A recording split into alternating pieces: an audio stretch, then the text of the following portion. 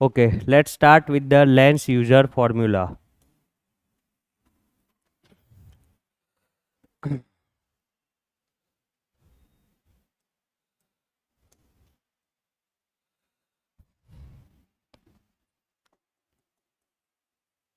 Lens user formula, sometimes also called Newton's equation. इतना कोई ज़बरदस्त बात नहीं करने जा रहा हूँ, बहुत लॉजिकल और सिंपल बात है ये। मान लेते हैं हमारे पास एक कॉन्वेक्स लेंस है भाई, और उसकी हम एक प्रिंसिपल एक्सिस ड्रॉ कर देते हैं, ऑप्टिकल सेंटर ओ से पास होती हुई लाइन। और यहाँ पे हमें पता है कि उसके फोकल लेंथ होती है दोनों साइड। यहाँ पे मान लेते हैं फोकल लेंथ है, फोकस पॉइंट है F1, और इस साइड है भाई मेरा F2। बरोबर है। F1 से थोड़े दूर मैं मेरे ऑब्जेक्ट को प्लेस करता हूँ भाई, यहाँ कहीं पे। हियर इज़ माय ऑब्जेक्ट से AB। ऑब्जेक्ट AB से हमें उसकी इमेज बनानी हो तो दो रेज निकालेंगे, एक पैरेलल और एक एप से पास होती हुई। तो हम इंसिडेंट करने जा रहे हैं पैरेलल रेज। पैरेलल रेज कहाँ से रिफ्रैक्ट होती है भाई? ऐप से, राइट। और हम दूसरी रेज ऐप से अगर निकाले, कहाँ से निकाले? ऐप से। तो ऐप वाली रेज कैसे रिफ्रैक्ट होती है? सीधी। बरोबर ना? तो ये हो गई हमारी इमेज। वहाँ अगर ए है तो यहाँ पे हमारी इमेज हो जाएगी ए डैश। और अगर हम इमेज को लोकेट करने जाए तो it is a inverted image. We can say that A dash B dash. Suppose height of an object is h and height of an image is h dash। बरोबर है। Optical centre O से focus F1 तक के distance को बोलते हैं हम focal length. क्या बोलते हैं? मान लो ये फोकल लेंथ कितनी है? F1। और सेम ऑप्टिकल सेंटर से, ओके, अब यहाँ पे थोड़ा कंसिडरेशन और करते हैं कि ये फोकस F1 से ऑब्जेक्ट तक की जो दूरी है ना, फोकस F1 से कहाँ तक के? ऑब्जेक्ट तक की जो दूरी है उसको हम बोलते हैं x1। क्या बोलते हैं? डन है? ये बात समझ में आ रही है? इसको भी चलो यहाँ ऊपर ही लोकेट कर देता हूँ, अपने को क्लियरिफाई रहे चीज़ें। ये हमारा x1 और ये क्या है मेरा F1। सेम टू सेम हम यहाँ पे अगर ऑब्जर्व करने जाए तो ऑप्टिकल सेंटर O से F2 तक की दूरी को क्या बोलेंगे? Focal length F2। And F2 से ऑब्जेक्ट तक का भी कुछ डिस्टेंस होगा। तो ऑब्जेक्ट से इमेज तक का जो डिस्टेंस है, ऑब्जेक्ट सॉरी फोकस F2 से इमेज तक की जो दूरी है उसको हम बोलेंगे x2। यहाँ पे x1 को हम बोलेंगे extra focal object distance. Easy है ये। फोकल लेंथ से कितना एक्स्ट्रा जा रहा है वो, तो क्या बोलेंगे? Extra focal object distance. और x2 को क्या बोल सकते हैं? Extra focal image distance. बाकी F1 F2 हम जानते हैं। सपोज करते हैं कि ये जो ए से ये जो रेस जा रही है वो प्रिंसिपल एक्सिस से थीटा एंगल बना रही है, θ1। तो ये भी कितना बनाएगा? θ1 ही बनाएगा। ये हाइट h है, तो अगर हम ऑब्वियस ये बात समझ सकते हैं कि ऑप्टिकल सेंटर से यहाँ तक की हाइट किसके जितनी होनी चाहिए? h डैश जितनी। डन है। ये F1 है, ये AB F1। और यहाँ पे कोई नाम दे देता हूँ मैं, जैसे नाम दे देता हूँ मैं C एंड D। बरोबर है। तो let's consider true triangle. Triangle ABF1 and triangle CDF1। कोई दिक्कत भाई? अब ABF1 में से tan थीटा की वैल्यू क्या हो लिख सकते हैं अपने? तो from ABF1 tan θ1 can be written as opposite side H and adjacent side x1। And same as it is tan θ1 की वैल्यू CDF1 से क्या लिख सकते हैं? तो tan θ1 is equal to opposite side H dash and adjacent side F1। कोई दिक्कत भाई? और ये दो तो क्या है टेन थीटा वन, मतलब सेम वैल्यू है। तो ये दोनों की वैल्यू क्या लिख सकते हैं, सेम बता सकते हैं। That's therefore H divide by X one is equal to H dash divide by F one. तो यहाँ से एच डैश बाई एच क्या हो जाएगा, तो H dash by H I can write down as uh, ये यहाँ जाएगा F one divide by X one. कोई दिक्कत भाई, इसको बोलते हैं इक्वेशन नंबर वन। अब same as it is right side आ जाते हैं। यहाँ पे भी हमें दो ट्राइंगल, यहाँ पे भी चलो दिखाता हूँ कहाँ दो दिखते हैं। मान लेते हैं ये जो रेज है वो इस प्रिंसिपल एक्सिस के साथ थीटा टू एंगल बना रही है, तो नीचे भी कितना बनाएगी, थीटा टू एंगल। और चलो यहाँ पे भी मैं इसको नॉर्मल यहाँ कंप्लीट करता हूँ। तो ये मान लो सी है, डी है, यहाँ पे कोई पॉइंट ले लेता हूँ मैं ई। यहाँ पे आप दो ट्राइंगल देखो, E C F two and A dash B F two. उस दोनों में यहाँ पे भी एंगल थीटा टू और ये वाला एंगल भी क्या है थीटा टू। तो सेम टू सेम टास्क करना है, टेन थीटा टू फाइंड करेंगे दोनों ट्राइंगल में। चलो तो in triangle E C F two and triangle A dash B dash F two, तो ई सी एफ टू में टेन थीटा टू यूज़ करने जाएंगे भाई। तो देखो ये एच है तो ये भी कितना होगा, और ये वाला एफ टू, तो tan theta two can be written as H divide by F two. And again tan theta two दूसरे ट्राइंगल से फाइंड करेंगे A dash B dash F two से, तो वो लिख सकते हैं H dash divide by X two. क्योंकि ये दोनों टेन थीटा टू है तो दोनों की वैल्यू सेम है। Therefore I can write down as H divide by F two is equal to H dash divide by X two. तो यहाँ से ये क्या लिख सकते हैं, H dash divide by H is equal to X two divide by F two. कोई दिक्कत भाई, तो इसको बोल दे सकते हैं अपने इक्वेशन नंबर टू। वन और टू दोनों H dash divide by H है, दोनों इक्वल हुए। तो last talk from equation number one and two, F one by X one is equal to क्या लिख सकते हैं, X two by F two. Okay, आप मन में भी याद रख सकते हैं ये, चलो ये लास्ट में लिखता हूँ लेकिन। तो यहाँ से आप देख सकते हैं एफ वन को यहाँ ले जा सकता हूँ और एक्स वन को वहाँ। तो यहाँ से हम लिख सकते हैं X one into X two is equal to F one into, तो ये हो गया आपका lens user equation, where X one is what, extra focal object distance, X two is a extra focal image distance. मतलब समझ सकते हैं F, ये एक्स क्या है हमारा एक्स्ट्रा फोकल है, मतलब one kind of object distance ही है लेकिन फोकल लेंथ के टर्म में है।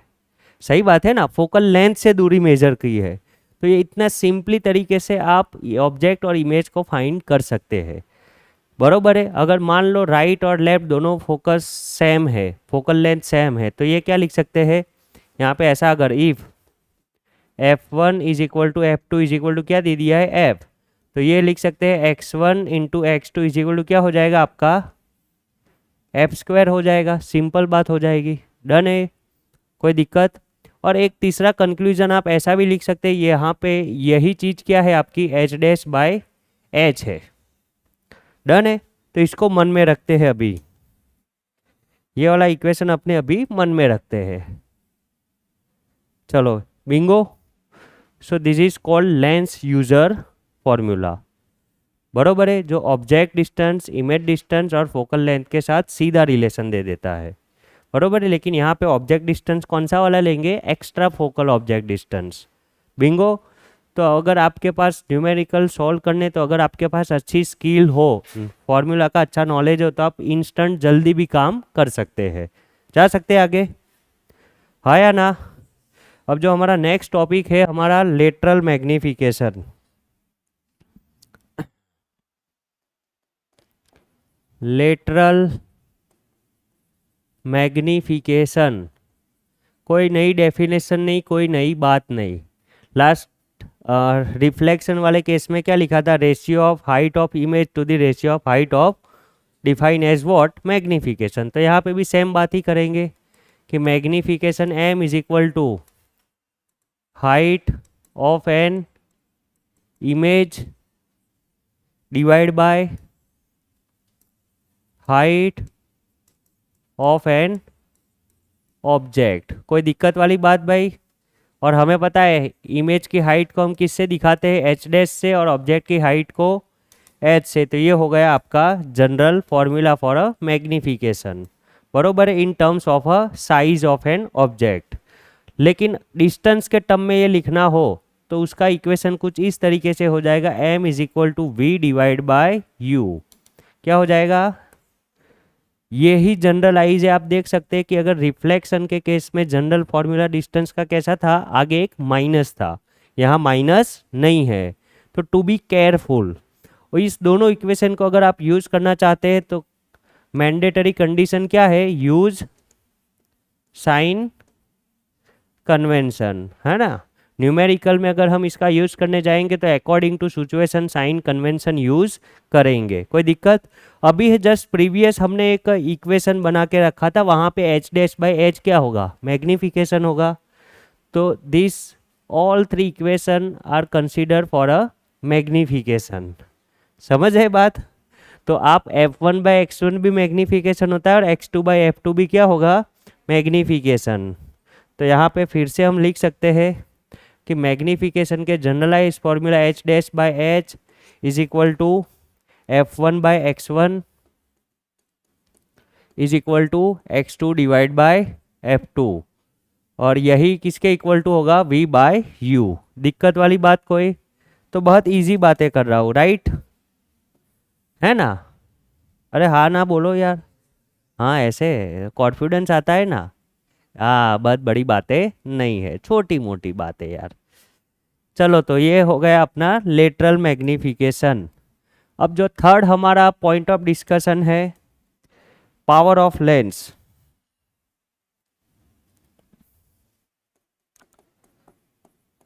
पावर ऑफ लेंस, तो यहाँ पे भी थोड़ी मैथमेटिकल बातें कर लेते हैं। मान लेते हैं ये हमारा एक लेंस है भाई, कॉन्वेक्स लेंस, और ये है उसका प्रिंसिपल एक्सिस, और यहाँ पे हम एक रेज इंसिडेंट करवा रहे हैं, ये वाली। अब हमें पता है कि कॉन्वेक्स लेंस रेज को कन्वर्ज करता है एंड कॉन्केव लेंस डाइवर्ज करता है। तो कन्वर्ज करने की पावर सबकी अलग अलग होती है। मान लेते कोई लेंस यहाँ पे जाके फोकस करवाता है रेस को, और कोई इतने डिस्टेंस पे भी करवा देगा। तो जो जितना दूर जाएगा उतना पावर कम है, जितना रेस को ज़्यादा एंगल पे मोड़ देगा उसका पावर क्या है, अधिक है। 10th में ऐसा बोलते थे, जिसका फोकल लेंथ ज़्यादा उसका पावर कम, जिसका फोकल लेंथ छोटा उसका पावर। ओके, ये बात भी सेम उतनी ही वैलिड है। ओके, अगर हम यहाँ पे एंगल के टर्म में बात करने जाए तो ये सीधा ऐसे जा रही थी रेस भाई, और पहले वाले केस में देख सकते हैं कि इतना एंगल बेंड हुआ और दूसरे वाले केस में ज़्यादा बेंड हुआ। तो जहाँ पे कन्वर्जिंग एंगल जिसका ज़्यादा उसका पावर ज़्यादा, ऐसा बोल सकते हैं। चलो, तो एक्स्ट्रा चीज़ों को हटा देता हूँ, बरोबर में। सो यहाँ पे हमारे पास एक सिचुएशन है जहाँ पे रेज ऐसे जा रही थी, और मान लो कुछ डेल्टा एंगल पे ये रेज कन्वर्ज हो गई, है ना। तो लेंस को आप सिंपली ऐसे लिख सकते हैं in words of NCERT, power of lens is measure of convergence और डाइवर्जेंस। कितना कन्वर्ज हो रहा है या कितना डाइवर्ज हो रहा है उसी का मेजरमेंट क्या है, पावर है, बरोबर है। अगर कॉनकेव लेंस होता तो डाइवर्ज होती है रेज। चलो, तो ये डेल्टा का मेजरमेंट मेरे लिए क्या हो जाएगा, पावर है, और डेल्टा एंगल है, क्या है ये, इसको बोलते हैं आप कन्वर्जिंग एंगल, क्या बोल सकते हैं आप, और इसी का मेजरमेंट पावर है। तो चलो कर लेते हैं मेजरमेंट। मान लेते हैं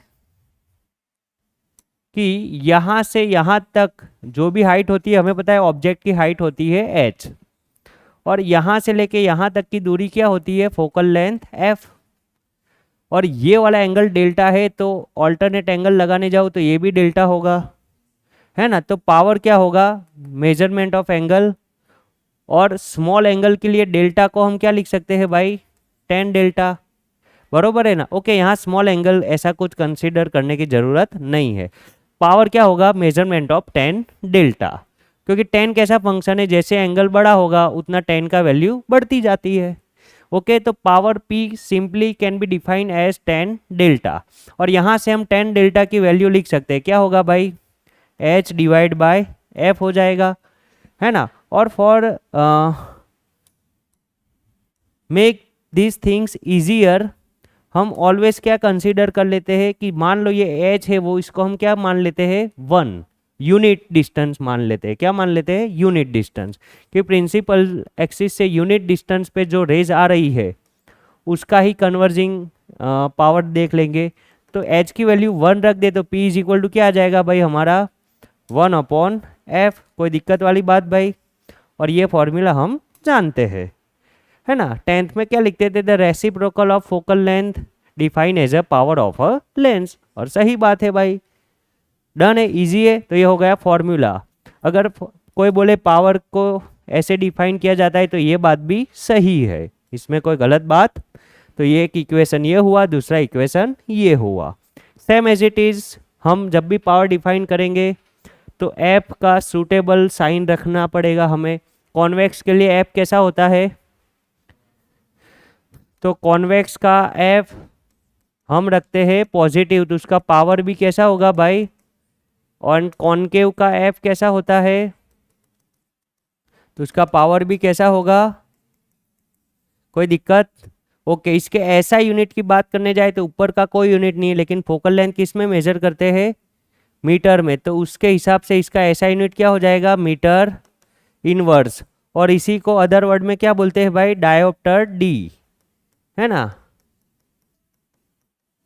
डायोप्टर डी। कोई दिक्कत, छोटी मोटी बात है, इजी। तो इसी के साथ power of lens simple topic पूरा होता है, फॉर्मूला याद रखेंगे, इजी बात है। चलो, तो अब हमारे नेक्स्ट टॉपिक की तरफ आगे बढ़ते हैं गाइस, वो है हमारा कॉम्बिनेशन ऑफ लेंस। ना भाई ना, कॉम्बिनेशन ऑफ थिन लेंसेस। अब कॉम्बिनेशन की बातें करेंगे, बहुत छोटी मोटी, easy easy.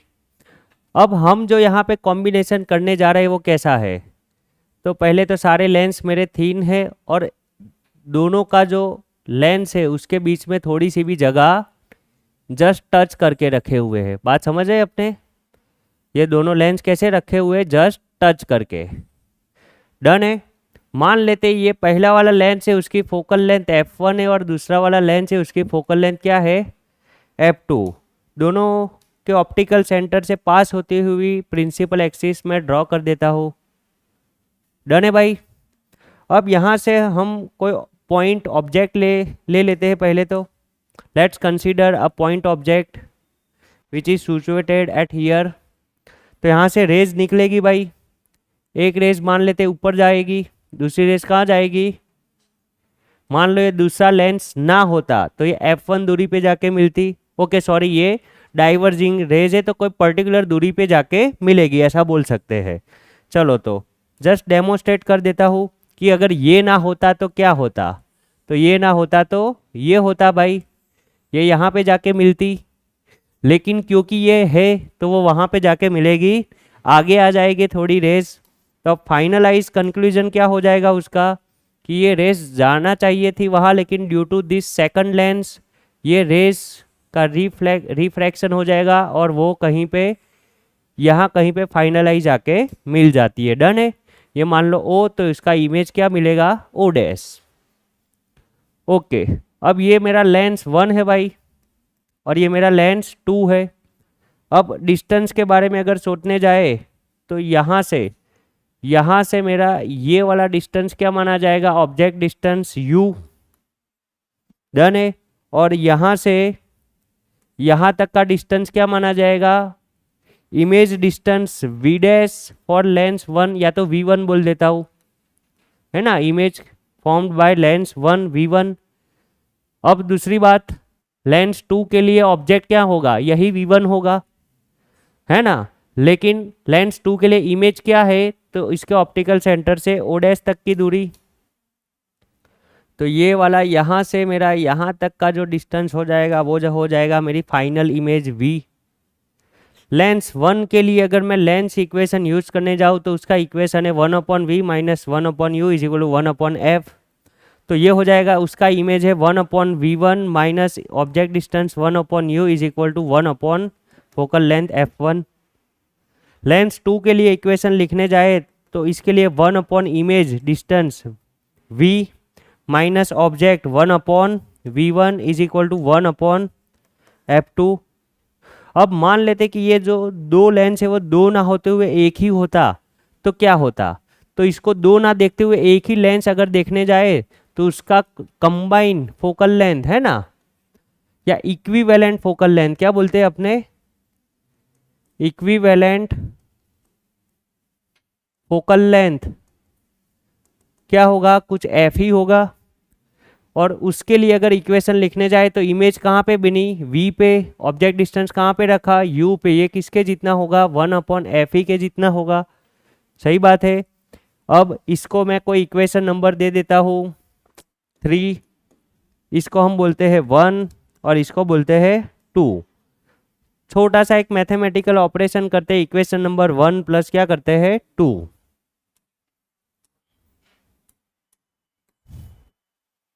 Let's do equation number 1 plus 2। तो 1 और 2 को मैं ऐड करने जाऊंगा तो यहाँ पे ही कर देते हैं, चलो। तो आप देख सकते हैं ये 1/v1 प्लस और 1/v1 माइनस क्या हो जाएगा, कैंसिल हो जाएगा। तो ये और ये कैंसिल हो जाएगा, बात समझ में आ रही है ना। तो डायरेक्ट ही मैं लिखता हूँ, यहाँ पे क्या बचेगा 1/v और यहाँ क्या बचेगा 1/ और सामने क्या हो जाएगा 1/f1 प्लस 1/f2। अब from equation number 3 1/v minus 1/u तो किसके बराबर है, 1/f ही के बराबर है। तो यहाँ पे लिख सकते हैं from equation number 3 we can write down 1/f ही is equal to 1/f1 plus 1/, simple बात है भाई। ऐसे डॉट डॉट डॉट जितने भी लेंस आपने रखे वो सबको ऐड करते जाओ। तो ये हुआ आपका इक्विवेलेंट फोकल लेंथ का लॉजिक, इजी है। ओके, और ऐसे ऐसे आप लेंस जोड़ते जाओगे तो पावर बढ़ती जाएगी ना भाई। तो इसी कॉम्बिनेशन ऑफ लेंस का कॉम्बाइन पावर कितना होगा, तो 1/f ही क्या होता है, पावर होता है। तो इससे आप दूसरा एक इक्वेशन भी लिख सकते हैं भाई।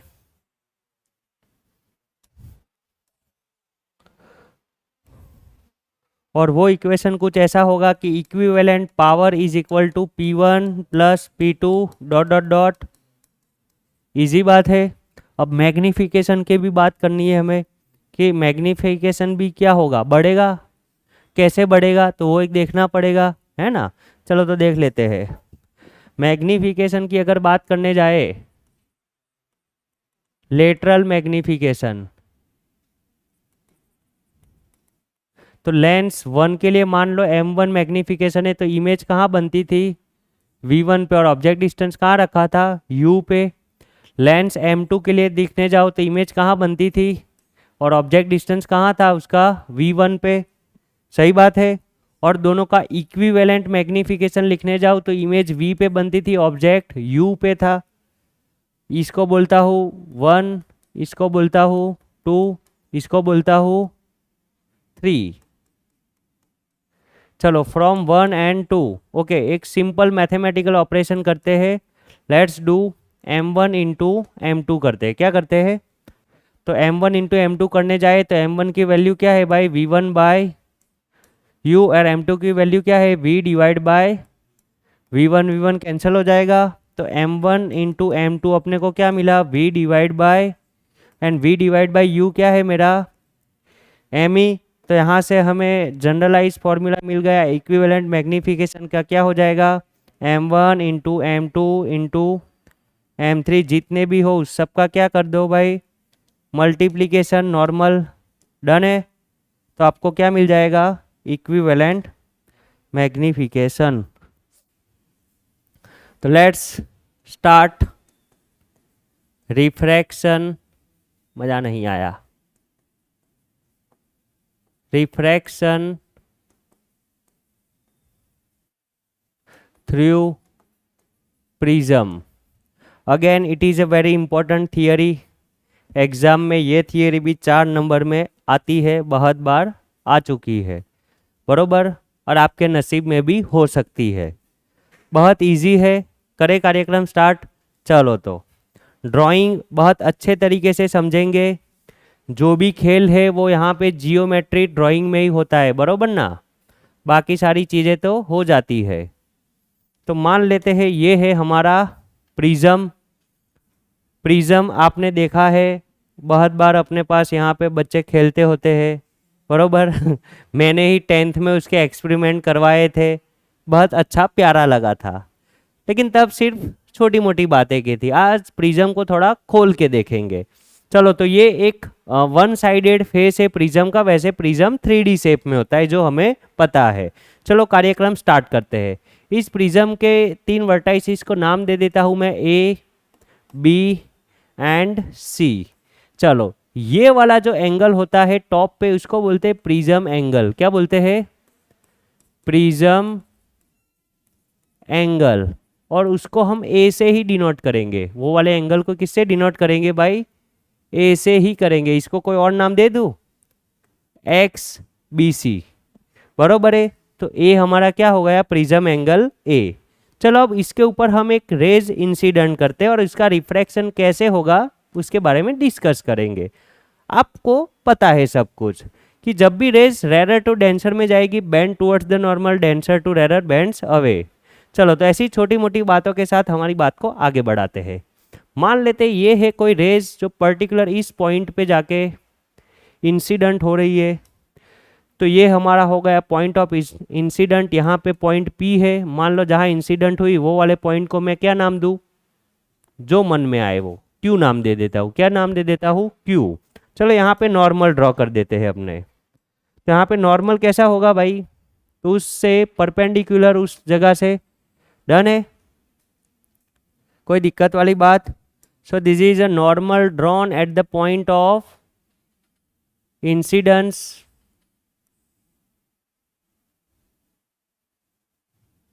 चलो सो ये वाला जो पॉइंट है मेरा Q, तो नॉर्मल और इंसिडेंट एंगल के बीच के एंगल को हम क्या बोलते हैं? Angle of incidence. मान लेते हैं एंगल ऑफ इंसिडेंस I है। क्या है?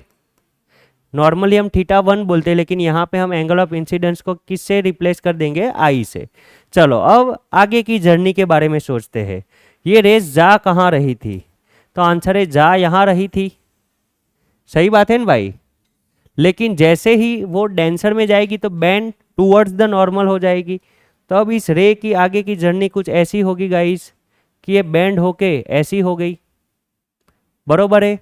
अब फिर से जैसे यहाँ पे दूसरा इंटरफेस आया तो ये जा कैसे रही थी? ऐसे। लेकिन यहाँ पे जैसे ही डेंसर टू रेरर जाएगा तो क्या होगा? Bends away from the normal. तो एक नॉर्मल ड्रॉ करना पड़ेगा फिर से हमें भाई। तो इस वाली जगह पे नॉर्मल ड्रॉ करते हैं। चलो डन है, ये नॉर्मल जैसा लग रहा है। डन है। इसको अब थोड़ा शिफ्ट कर देंगे भाई।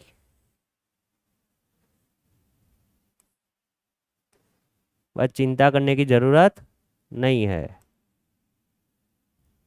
Bingo. So this is normal drawn at the point of incidence on a XY interface. तो ये वाली रेस जा रही थी ऐसे, तो अवे फ्रॉम द नॉर्मल कैसे चली जाएगी?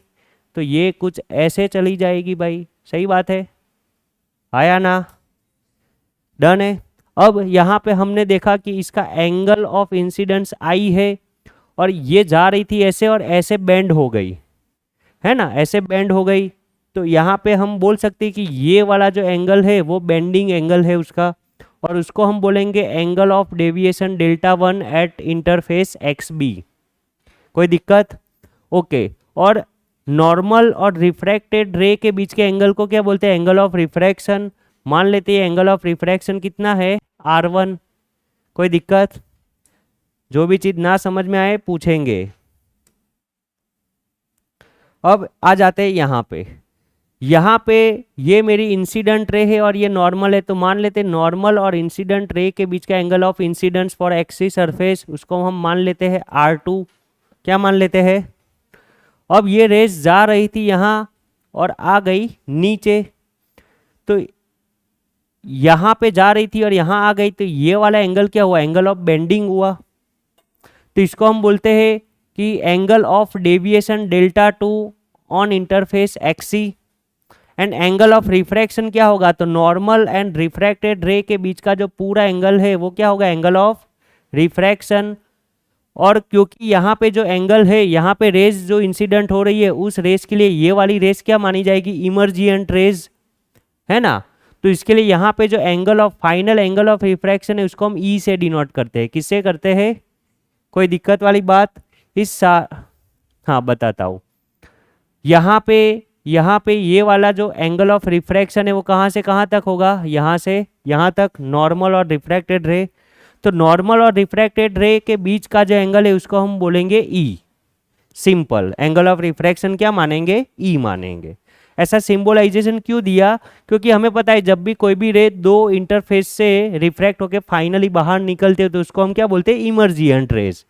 तो उस कॉन्टेक्स्ट में हमने इस एंगल ऑफ रिफ्रैक्शन को ई नाम दिया है, और कोई बहुत बड़ा रॉकेट साइंस नहीं है। अगर आपकी इच्छा है θ2 नाम दूँ तो दो, कोई दिक्कत वाली बात। चलो डन है। मान लेते हैं इस रेस के पूरे पाथ का नाम दे देता हूँ। ये P है, Q है, यहाँ पे मान लेते हैं ये R है, और ये पॉइंट कौन सा है? S है। डन है। तो इसकी जियोमेट्री में आप देख सकते हैं बहुत सारे टर्म ऐड हो चुके हैं। अब यहाँ पे थोड़ा गौर कीजिए भाई। चलो आप देख सकते हैं कि यहाँ से मेरा ये स्ट्रेट लाइन है, बरोबर है। अगर मैं यहाँ पे finalise bending of rays check करने जाऊँ, किससे करता हूँ मैं? चलो ब्लू से करता हूँ। ये मेरी ओरिजिनल रेस थी, जा रही थी ऐसे, और फाइनली मेरी रेस आ कहाँ गई? यहाँ। तो उसको मैं बेंडिंग करूँ पीछे की तरफ, तो ये कुछ ऐसा सीन बनेगा भाई। मैं यहाँ से इसको बैक एंड साइड में एक्सटेंड कर रहा हूँ, तो कुछ ऐसा सीन बनेगा कि ये रेज मेरी जा रही थी ऐसे और टोटली यहाँ पे बेंड हो गई। तो ये जो बेंडिंग होगा उसको क्या बोल सकते हैं? Net bending, total angle of deviation, है ना। ऐसा बोल सकता हूँ ना। यहाँ पे δ1 हुआ, यहाँ δ2 हुआ, लेकिन अगर ओरिजिनली देखने जाए ऐसे जा रहा था, ऐसे हो गया, तो टोटल बेंडिंग कितना हुआ? तो यहाँ से यहाँ तक का जो बेंडिंग हुआ उसको हम बोलते हैं डेल्टा, और इसी को हम नाम देंगे एंगल ऑफ डेविएशन। कोई दिक्कत वाली बात भाई? इजी बातें हैं। चलो अब थोड़ा जियोमेट्री पे आते हैं कि ये मान लो ये वाली येलो वाली लाइन और यहाँ से ये वाली लाइन, ये अगर ये एंगल δ2 है तो ये एंगल भी कितना होगा? वर्टिकली ऑपोजिट एंगल दिख रहा है कि दिखाऊं फिर से? दिख रहा है इन सबको? चलो तो ये होगा δ2। इतनी बातें क्लियर है। अब यहाँ पे ये जो दो लाइन नॉर्मल जहाँ इंटरसेक्ट हो रहे हैं उसको हमने PQRS, इस पॉइंट को मैं नाम दे देता हूँ T। डन है। करे कार्यक्रम स्टार्ट। चलो तो ये हुआ आपका डायग्राम। अब डायग्राम से हम चालू करते हैं थियरी। थियरी में जैसे हमारी जो रीत है, कहाँ से कार्यक्रम स्टार्ट होता है? ट्राइंगलों से, है ना। ट्राइंगल कंसीडर करेंगे, क्वाड्रिलेटरल कंसीडर करेंगे, उसका ये एंगल वो एंगल, ऐसे ही बातें करेंगे। चलो तो कार्यक्रम स्टार्ट करते हैं। लेट्स कंसीडर क्वाड्रिलेटरल XQTR, है ना। Let's consider quadrilateral XQT and R। दिख रहा है सबको? XQTR एक क्वाड्रिलेटरल है, बरोबर है, जिसके अंदर ये X वाला एंगल A है, बरोबर है। XQT वाला एंगल कितना होगा उसके अंदर? इसके अंदर हमें पता है एंगल X तो मेरा क्या है? Prism angle A। Angle XQT ये कितना होगा भाई? 90 डिग्री। ये नॉर्मल है भाई, है ना। और नॉर्मल कितना डिग्री एंगल बनाता है? ये QT वाली लाइन क्या है? नॉर्मल। तो इस सरफेस के क्या कितना डिग्री एंगल पे है? ये 90 डिग्री पे है। तो same as it is TR भी कितने डिग्री पे है भाई? समझ जाए तो हम लिख सकते हैं कि XQT is equal to X R T, ये दोनों की मेजरमेंट क्या हो जाएगी 90, ये 90 ये 90, तो क्वाड्रिलेटरल में चारों एंगल का सम कितना होता है 360। तो ये दोनों का तो 180 हो गया, तो बाकी के जो दो बचे उसका भी कितना होना चाहिए 180 होना चाहिए। तो we can simply write down as a angle A, prism angle A plus angle Q T R, angle Q T R is equal to क्या लिख सकते हैं 180। सिंपल है भाई, है ना, समझ में आ रही है बातें। चलो अब आगे की बात करते हैं। अब ट्राइंगल कंसीडर करते हैं Q T are, in triangle Q T are. अब क्यू टी आर एंगल के सारे एंगल का सम कितना होगा 180, 9 का मैथमेटिक्स है ये तो यहाँ पे देखो क्यू टी आर में ये एंगल R1 है, ये वाला पता, और ये वाला एंगल क्या है R2। तो हम तीनों एंगल का सम अगर हम करने जाए तो क्या लिख सकते हैं angle R1 plus R2 plus angle Q T R is equal to क्या लिख सकते हैं भाई, ये भी 180 ये भी 180, तो दोनों इक्वल हुए, तो लिख सकते हैं equation number 1 equal to equation number 2। तो यहाँ पे लिख देते हैं here equation number 1 is equal to equation number 2। तो 1 है हमारा prism angle A, okay, plus angle Q T R is equal to R1 plus R2 plus angle Q T R. कोई दिक्कत, क्यू टी आर क्या हो जाएगा cut हो जाएगा, और यहाँ से हमें मिलता है कि prism angle A is equal to R1 plus, मतलब प्रिज्म एंगल किसके जितना होगा, तो यहाँ पे जो रिफ्रैक्शन एंगल आ रहा है और यहाँ पे जो इंसिडेंट एंगल है दोनों का सम करो, वही क्या होगा आपका प्रिज्म एंगल। बिंगो गाइस, अब आगे का कार्यक्रम स्टार्ट करते हैं। यहाँ पे टी नाम दिया है तो यहाँ पे कोई नाम दे देता हूँ मैं, P Q R S T U V नाम दे देता हूँ, बरोबर। इस पॉइंट को क्या नाम दे देता हूँ वी। चलो अब देखते हैं हम एक ट्राइंगल वी क्यू आर को, किसको देखते हैं we Q R. Let's consider triangle we Q R. तो चलो देख लो थोड़ा वी क्यू आर को, अच्छा दिख रहा है सर वी क्यू आर। इस वी क्यू आर में डेल्टा क्या होगा इस ट्राइंगल का, एक्सटीरियर एंगल होगा, सही बात है ना। तो एक्सटीरियर एंगल है तो वो किसके सम जितना होगा, सम ऑफ टू अपोजिट एंगल। तो डेल्टा इज इक्वल टू क्या लिख सकते हैं डेल्टा 1 प्लस डेल्टा, ऐसा रूल तो मैथमेटिक्स बोलता है ना। और ऑब्वियस है भाई, ये डेल्टा 1 यहाँ बेंड हुआ, डेल्टा 2 वहाँ बेंड हुआ, तो टोटल कितना बेंड होगा डेल्टा 1 प्लस डेल्टा 2। लॉजिक भी ये बोलता है, मैथ्स भी ये बोलता है, कितना ब्यूटीफुल है, मैडम कितना अच्छा सिखाए थे हमें। देयरफॉर हम लिख सकते हैं delta is what, exterior angle. तो इस लॉजिक से हम लिख सकते हैं delta is equal to delta 1 plus delta, इसको इक्वेशन नंबर क्या दे देता हूँ 3। अब वापस डायग्राम में आते हैं भाई, फ्रॉम द फिगर यहाँ लिख देता हूँ, फ्रॉम द फिगर, ये रही मेरी फिगर। अब इसमें आप देख सकते हो ये ग्रीन वाली लाइन और येलो वाली लाइन, ये वाली, यहां जितना एंगल होगा ये एंगल भी उतना ही होगा भाई, वर्टिकली ऑपोजिट। तो यहाँ पे ये एंगल दो पार्ट में डिवाइडेड है, डेल्टा 1 एंड R1। तो I is equal to delta 1 plus R1 लिख सकते हैं अपने, तो वो लिख देते हैं फिगर से देखकर। चलो तो क्या देखा हमने फिगर में, तो फिगर में हमने देखा I is equal to delta 1 plus R1।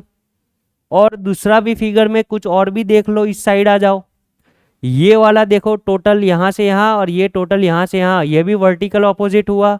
ये पूरा E है तो डेल्टा 2 प्लस R2 क्या होगा E जितना होगा। तो फिर से अंडू कर देते हैं और आगे जाते हैं। और भी हमने देखा and E is equal to delta 2 plus R2। तो यहाँ से मैं डेल्टा 1 लिख सकता हूँ I माइनस R1, हाँ या ना। एंड यहाँ से मैं लिख सकता हूँ delta 2 is equal to E minus R2, हाँ या ना। और डेल्टा 1 और डेल्टा 2 की वैल्यू इक्वेशन नंबर 3 में रख सकते हैं, है ना। तो from equation number 3 net angle of deviation delta can be written as, delta 1 की वैल्यू क्या लिखेंगे, I minus R one, plus delta 2 की वैल्यू लिखेंगे ई माइनस, समझ में आ रही है बातें? चलो तो so from this the angle of deviation delta can be written as I plus E minus R one plus R two, ऐसा लिख सकता हूँ, ब्रैकेट कॉमन निकाल दूंगा तो प्लस हो जाएगा।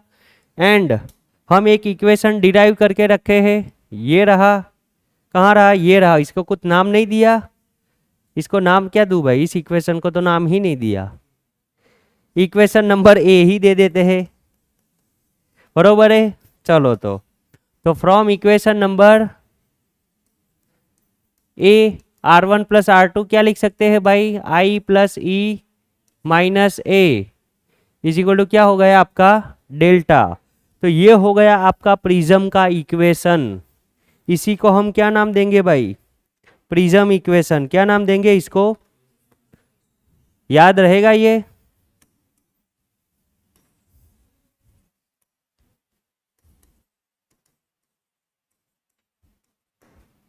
सिंपल है ये। अब देखो प्रिज्म से रिफ्रैक्शन पढ़ना इतना इम्पोर्टेंट क्यों है हमारे लिए, चलो उसकी बात मैं थोड़ी देर बात करूंगा, अभी थियरी में घुसे हैं तो प्रैक्टिकली बात थियरिटिकल पूरी करते हैं, फिर उसका एप्लीकेशन की भी बातें करेंगे। यहाँ पे delta is equal to I plus E minus A है प्रिज्म एंगल, आई है इंसिडेंस एंगल और ई है इमर्जिएंट एंगल, बरोबर ना। तो आप देख सकते हैं कि जो डेविएशन है वो इस तीन चीज़ों पे डिपेंड करता है कि रेस कितनी बेंड होगी, किस किस पे, एक प्रिज्म एंगल पे, angle of incidence and angle of emergence है। इसका अगर हम ग्राफ बनाने जाए, क्या बनाने जाए, ग्राफ, तो we want a particular situation, हमें एक पर्टिकुलर सिचुएशन चाहिए, वो क्या चाहिए कि we want minimum angle of deviation, हमें क्या चाहिए भाई, minimum angle of deviation that is denoted by delta M, और उसकी कुछ कंडीशनें हैं, वो आप मैथमेटिक्स सिंपल लगा के वहाँ से ऊपर से भी ला सकते हो कि अगर डेल्टा की वैल्यू मिनिमम कहाँ होगी, ओके, और आप प्रैक्टिकली ग्राफ को देखकर भी ला सकते हो, यहाँ पे हम ग्राफ से बात कर लेंगे। चलो तो डेल्टा मिनिमम की हमें कुछ कंडीशनें ढूंढनी और वो हम किसके हेल्प से निकालेंगे, ग्राफ के हेल्प से। चलो तो मैं पहले आपको ग्राफ बता देता हूँ।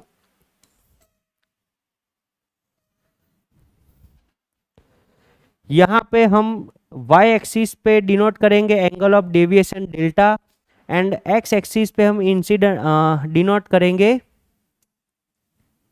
एंगल ऑफ इंसिडेंस i, बरोबर है। एक छोटी सी एक्सरसाइज है जो आज मैं आपको होमवर्क में देने वाला हूँ, जो आपको करनी है, अगर इस चीज़ को बहुत फील करना हो तो छोटी सी बात है, आराम से हो जाएगी। इसका ग्राफ अगर हम प्लॉट करने जाए तो it is something like this, इसका ग्राफ कैसा आता है, तो ऐसा आता है, अपर साइड पैराबोला, बरोबर है।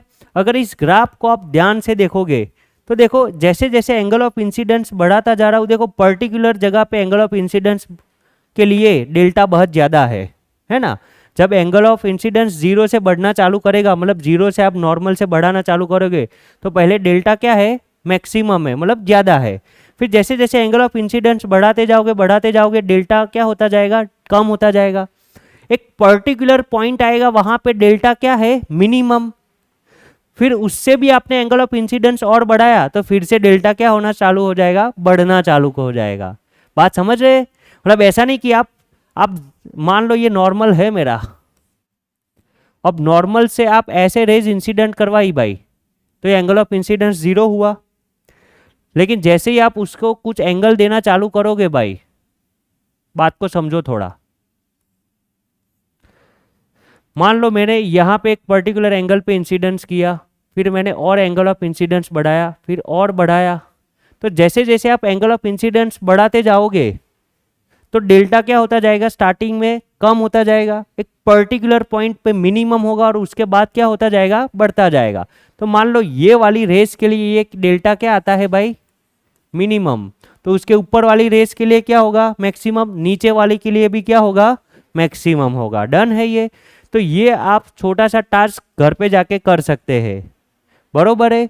चलो तो अलग अलग एंगल पे रेस को इंसिडेंट करवाओ और फिर उसका आगे का डायग्राम ड्रॉ करो, तो यू विल रियलाइज दैट कि एक पर्टिकुलर जगह पे ही एंगल ऑफ डेविएशन मिनिमम होगा, उससे कम करूंगा तो भी बढ़ता है, उससे ज़्यादा करता हूँ तो भी बढ़ता है, और ये हम ग्राफ से भी देख सकते हैं। तो ये वो वाला पॉइंट है जब एंगल ऑफ डेविएशन क्या है भाई, मिनिमम, सही बात है। सो ये वाले जगह पे जो एंगल ऑफ इंसिडेंस होगा मेरा वो कितना होगा, तो वो हमने प्रैक्टिकल करके चेक किया कि ये कौन सा पॉइंट मिला हमें। तो जहाँ पे एंगल ऑफ डेविएशन मिनिमम होता है उस जगह पे जो आपका एंगल ऑफ इंसिडेंस होगा वही आपका एंगल ऑफ इमर्जिएंट होगा। डन है। जितने डिग्री एंगल पे आप इंसिडेंट करवाते हो उतने ही डिग्री पे जब रेस क्या होती है, इमर्जिएंट, तो वो वाले पॉइंट पे ये जो रेज है उसका डेविएशन क्या होता है, मिनिमम होता है। कोई दिक्कत? तो ये ग्राफ से हमें क्लियर दिखता है और वही डेटा हमें यहाँ नोट डाउन करना है कि minimum angle of deviation delta M की कंडीशन क्या है। तो कंडीशन मेरी ये है कि जो एंगल ऑफ इंसिडेंस है होगा वही क्या होगा, एंगल ऑफ इमर्जिएंट, और इस वाले पॉइंट पे जो हमारा डेल्टा होगा वो क्या हो जाएगा, डेल्टा मिनिमम। कोई दिक्कत? इजी बातें है ये, बरोबर है ना। चलो तो आगे जाते हैं। तो इस वाली सिचुएशन को हम यहाँ पे रखते हैं और आगे की बातें चालू करते हैं। क्या पढ़ा है? हाँ ले आना, लाइट भी है, प्रिज्म भी है। हाँ हाँ देखना, प्रिज्म भी है और लेजर लाइट भी है, सब है। चलो अच्छी अच्छी इच्छा जाहिर की। चलो तो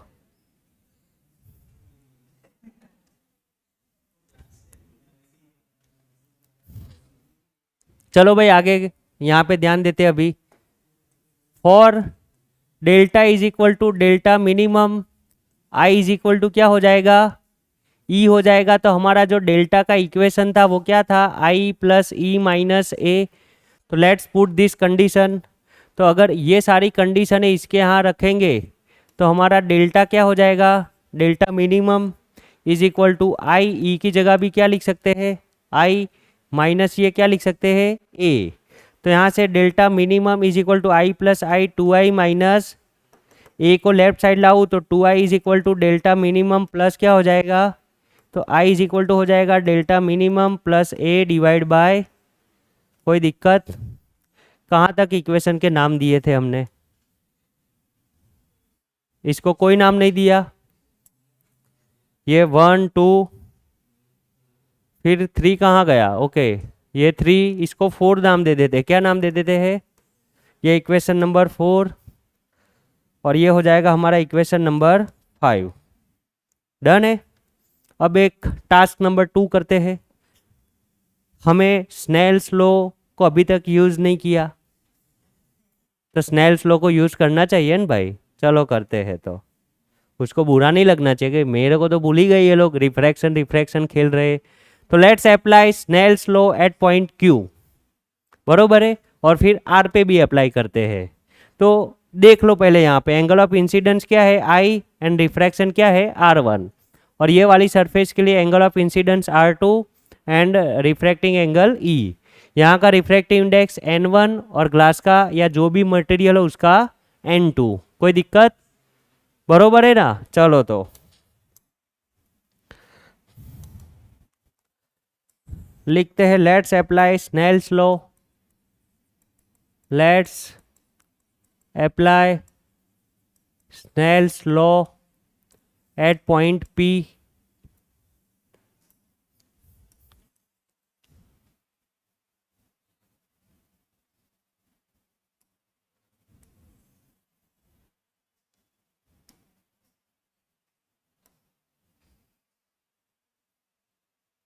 चलो भाई पूर्व तैयारी, P पे अप्लाई कर देते हैं पहले। तो वो क्या हो जाएगा मेरा, N1 sine I is equal to N2 sine R1, equation number 6 ऐसा लिख सकता हूँ। अब Q के लिए करते हैं तो Q के लिए क्या लिख सकते हैं, N2 sine R2 is equal to N1 sine E। कोई दिक्कत? डन है। इसको बोलते हैं equation number 7। For delta is equal to delta minimum I is equal to क्या होता है भाई? ई। तो ये वाली कंडीशन हम इक्वेशन नंबर 7 में यूज कर लेते हैं। तो आई की जगह क्या आ जाएगा? यहाँ पे ई की जगह क्या लिख सकते हैं? आई लिख सकता हूँ मैं।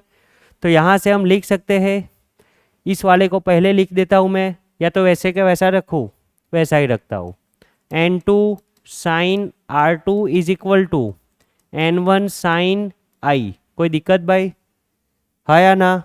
चलो इसको इक्वेशन नंबर बोल देते हैं 7। अब इक्वेशन नंबर 6 और 7 को देखो। तो 6 है मेरा N1 साइन आई, ये भी है N1 साइन आई, मतलब 6 इज इक्वल टू 7, बरोबर है। तो यहाँ पे हम लिख सकते हैं here equation number 6 is equal to equation number 7। तो N1 sine I is equal to N1 sine I, तो यहाँ पे क्या है? N2 sine R1 is equal to, यहाँ पे लिख सकते हैं N2 साइन R2। कोई दिक्कत? तो N2 कट हो जाएगा, तो sine R1 is equal to sine R2, दोनों सेम है, मतलब एंगल भी क्या होंगे? सेम होंगे। देयरफॉर हम लिख सकते हैं R1 इज इक्वल टू क्या होगा भाई? और मान लो ये जो सेम एंगल है वो कितना मान लेते हैं अपने? कोई दिक्कत भाई? R1 is equal to R2 is equal to R। ये किसके लिए आया? Minimum of angle of deviation के लिए ये सारी बातें चल रही है। यहाँ पे डाल दी ना कंडीशन, तभी I इक्वल टू ई और तभी R1 is equal to R2। Done है। अब हमने एक इक्वेशन बनाया था, इक्वेशन नंबर A बनाया था, याद है आपको? है ना? तो हमने लिखा था फ्रॉम इक्वेशन नंबर A क्या था? A इज इक्वल टू क्या था? R1 प्लस, और R1 R2 तो क्या है भाई मेरा? सेम है। तो फॉर फ्रॉम इक्वेशन नंबर कौन सा? 8। From equation number 8 I can write down A is equal to R plus R। क्या हो जाएगा? तो यहाँ से R इज इक्वल टू लिख सकते हैं A डिवाइड बाय 2। इसको नाम देंगे इक्वेशन नंबर 9। अच्छी खासी लंबी प्रोसेस है। अब हम जाएंगे इक्वेशन नंबर 6 के पास वापिस। Again we can write down from equation number 6। तो 6 मेरा क्या है? N1 sine I is equal to N2 sine R1 की जगह में R रख सकता हूँ भाई, क्योंकि अब तो सेम है। तो I की वैल्यू मेरे पास ये रही इक्वेशन नंबर 5 में, और R की वैल्यू मेरे पास ये रही इक्वेशन नंबर 9 में। तो from equation number 5 and equation number 9 next page पे कंक्लूजन लिखे। तो नेक्स्ट पेज पे हम कंक्लूजन लिख देते हैं N1 साइन, और I की जगह वैल्यू क्या लिखी थी? Delta M plus A divide by, देख लो थोड़ा, delta M plus A divide by, और R की वैल्यू क्या लिखी है? A by 2। N1 sine I is equal to N2 sine, क्या हो जाएगा भाई? A divide by. कोई दिक्कत? तो यहाँ से हम लिख सकते हैं भाई कि लाइट कहाँ से? ओके N1 और N2 को कहाँ ला देते हैं? ओके N2 बाई N1 फिर निकालते। अब जो भी आपको जैसी ज़रूरत वैसा कर सकते हैं, है ना, न्यूमेरिकल सॉल्व करते टाइम, लेकिन आपके टेक्स्ट बुक का वर्जन लिखते हैं अपने, आपको ऐसा ना लगे ना। चलो तो N2 को न्यूमरेटर में रखते हैं, N1 को ले जाते हैं डिनोमिनेटर में। तो यहाँ पे हम लिख सकते हैं न्यूमरेटर में यहाँ बचेगा sine delta M plus A divide by 2 divide by sine A divide bye 2। Done है भाई? तो ये हो गया, ये भी प्रिज्म का prism angle A, minimum angle of deviation delta and refractive index N के साथ रिलेट होता हुआ इक्वेशन, और ये आपको याद रखना है टू सॉल्व न्यूमेरिकल। जब भी मिनिमम डेविएशन एंगल का न्यूमेरिकल होगा तो आपको ये इक्वेशन यूज करना पड़ेगा। डन है भाई? चलो तो इसको बना देते हैं बॉक्स। ये थियरी एग्जाम में आती है 4 नंबर में और वैलिड है ना, कोई बहुत बड़ी बात नहीं है। लेकिन बड़ी बात की रोमांसी जी, छोटी मोटी बातें कर रहा था, ये उसका ट्राइंगल, वो उसका ट्राइंगल, ये 80 90 90 180।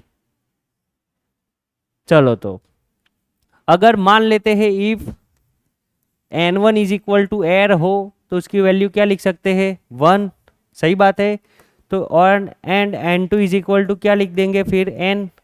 तो इसके हिसाब से refractive index n can be find by sine delta m plus a divide bye 2 divide by sine a divide bye 2। कोई दिक्कत? तो ये इक्वेशन को देखकर आपको क्या लग रहा है कि ये रिफ्रैक्टिव इंडेक्स n की वैल्यू देगा। सो अब मेरा क्वेश्चन आपसे ये है कि प्रिज्म से जो रिफ्रैक्शन हो रहा है वो रिफ्रैक्शन हमारे लिए क्या काम में आ सकता है, क्योंकि आप देख सकते हैं हमने हर एक जगह पूरा discussion minimum angle of deviation के लिए किया है ना। तो आप देख सकते हैं कि यहाँ पे मिनिमम डेविएशन ऑफ एंगल के टर्म में हमारे पास इक्वेशन आ गया। और इस इक्वेशन में सिर्फ क्या है, सिर्फ दो ही चीज़ें हैं, angle prism angle and minimum angle of deviation, उसके अलावा और कुछ नहीं है। बरोबर है ना, समझ रहे अपने? मतलब ये इक्वेशन मुझे किस काम में आएगा, तो this equation is useful to find out refractive index of material. अपने स्टार्टिंग से बात कर रहे हैं कि भाई रिफ्रैक्टिव इंडेक्स होता है C/V N2/N1। ये तो बातें हैं थियोरिटिकली। प्रैक्टिकली अगर आपको मेजर करना हो रिफ्रैक्टिव इंडेक्स तो थोड़ी कोई स्पीड ऑफ लाइट मेजर करने जाओगे, मशीन पड़े है ना, थोड़ी हम वो मेजर करने जाएंगे कितना कम हुआ लाओ मेजर करता हूँ, होगा हमसे। तो रिफ्रैक्टिव इंडेक्स कैसे फाइंड किया जा सकता है, तो with the help of refraction through a prism and with the help of this equation we can easily find the refractive index of material। बरोबर है, तो ये इक्वेशन इसके लिए आप यूज कर सकते हैं। उसके अंदर करना कुछ नहीं होता है, एक प्रिज्म होता है भाई और प्रिज्म के अंदर होल भी देते हैं, है ना। प्रिज्म के अंदर क्या देते हैं, होल। उसके अंदर मान लो आपको वाटर का रिफ्रैक्टिव इंडेक्स निकालना है, तो इस होल में से इसके अंदर क्या भर दो भाई, पानी भर दो, तो पूरा पानी पानी हो गया। केरोसिन का निकालना है तो अंदर क्या भर दो, केरोसिन। कोई अदर मटेरियल का निकालना है तो उसको उसके अंदर भर दो, है ना। तो उससे आपको क्या मिल जाएगा, उसका रिफ्रैक्टिव इंडेक्स मिल जाएगा। डन है, जो भी प्रिज्म के अंदर आप डालोगे उसका रिफ्रैक्टिव इंडेक्स सिंपली इससे मिल जाएगा। लेकिन एक्सपेरिमेंट में आपको ढूंढना क्या होगा, तो ये तो मुझे पता होता है, ये एंगल तो मुझे प्रिज्म एंगल तो मुझे पता होता है, तो क्या नहीं पता होता है, मिनिमम एंगल ऑफ डेविएशन। और वो आपको कैसे निकालना है, तो वो आपको एक्सपेरिमेंटली निकालना है और उसके एक्सपेरिमेंट आप पार्ट 2 में करोगे अपनी लेबोरेटरी के अंदर। बरोबर है, वही काम करना है आपको। क्या करना होगा, तो आपको प्रिज्म दे देंगे और बोलेंगे कि find out minimum angle of deviation. तो ऐसे डिफरेंट मटेरियल का रिफ्रैक्टिव इंडेक्स फाइंड करने के लिए एक ही मेथड है, सबसे सिंपलेस्ट, वो है ये जो आप लैब के अंदर करोगे। दूसरी एक प्रैक्टिकल बात करना चाहता हूँ मैं आपके साथ कि मान लो ये है मेरा प्रिज्म, तो यहाँ पे मैं ये अगर नॉर्मल है तो उसके नॉर्मल के ऊपर मैं बहुत सारे रेज इंसिडेंट करवा सकता हूँ, बरोबर। और अलग अलग इंसिडेंट एंगल के लिए रिफ्रैक्शन एंगल मिलेगा। तो प्रैक्टिकली जियोमेट्रिकली मुझे कैसे पता चलेगा कि इसी जगह पे जो उसका डेविएशन एंगल है वो मिनिमम होगा, तो वो बहुत सिंपल मेथड है। जो रेज आप इंसिडेंट करवा रहे हो उसमें से जो वाली रेज ये जो बेस है ट्राइंगल का प्रिज्म का उससे कैसे रिफ्रैक्ट हो, पैरेलल कैसे जाए ये, तो वो वाली रेज में जो भी डेविएशन होगा वो कैसा होगा भाई, मिनिमम होगा। ये है उसकी कंडीशन, है ना, कि जो रिफ्रैक्टिंग रे है फर्स्ट सरफेस से वो बेस से कैसी होनी चाहिए, पैरेलल। और आप देख सकते हो मैंने जो डायग्राम बनाया है ना, उस डायग्राम में भी मैंने जो मेरी रेज है वो BC से कैसी है, parallel. So this is the geometrical condition.